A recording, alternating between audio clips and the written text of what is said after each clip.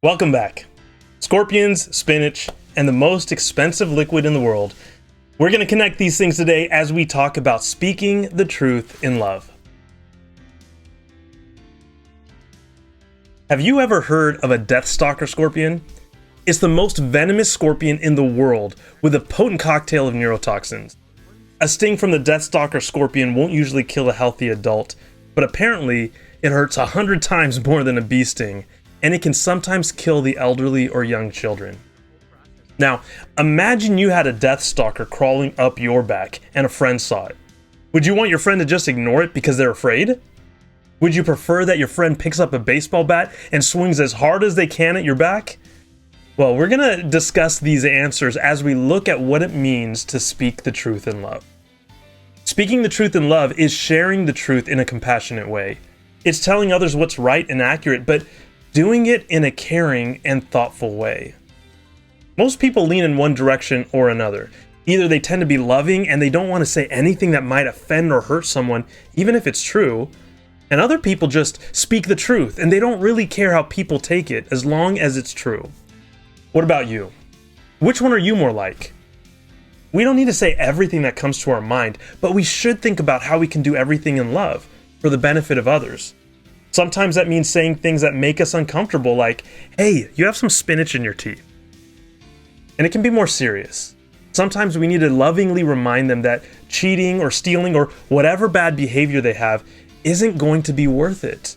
Ignoring what's going on, especially when they're open to listening to you, is like letting a scorpion crawl on their back without you saying anything because it makes you uncomfortable. So sharing the truth is extremely important if we love people. And there's another side to it. A lot of people think that if you have the right answer, then you're able to call people names, insult them, or make fun of them just because you're right. We see that all the time on TV and on social media. And if you look at videos with that behavior, you can see so many people say, dude, that person is awesome because they're so right. But that's like pulling out a baseball bat and hitting the scorpion and then celebrating even though we broke someone's back. Look, I know that a person isn't the same as a scorpion, but God says that sharing the truth without love isn't okay. Even if you have all the right answers, the Bible says that we should speak the truth with love. In fact, 1 Corinthians 13:1 says, if I could speak all the languages of earth and of angels, but didn't love others, I would only be a noisy gong or a clanging cymbal. Man, that wouldn't be helpful. That would be so annoying. A cymbal or a gong has their place where they belong, but it's in the context of something bigger. It fits into an orchestra with a purpose, not on its own. Truth must fit within the context of love. What's the purpose of the truth that you're sharing? It goes on to say, if I understood all of God's secret plans and possessed all knowledge, but didn't love others, I would be nothing. Even if you have all the right answers, if you speak without love, you're wrong. God says this because there's so much damage you can do by speaking without love. James 3 says, among all the parts of the body, the tongue is a flame of fire. It's a whole world of wickedness, corrupting your entire body. It can set your whole life on fire.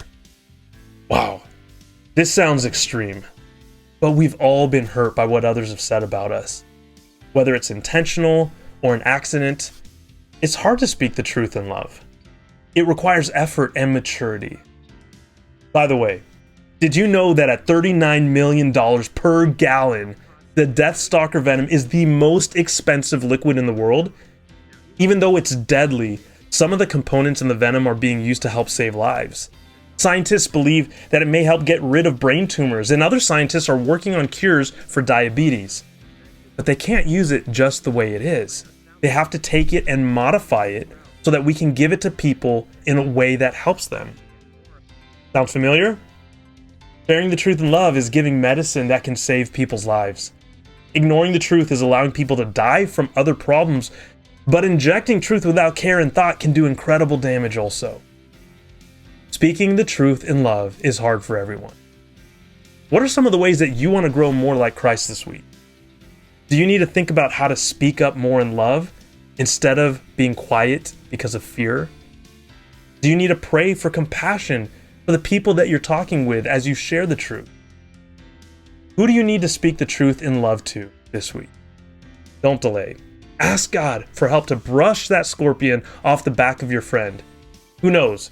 Maybe by gently handling it, you'll find a treasure. I love you, and I'm cheering you on.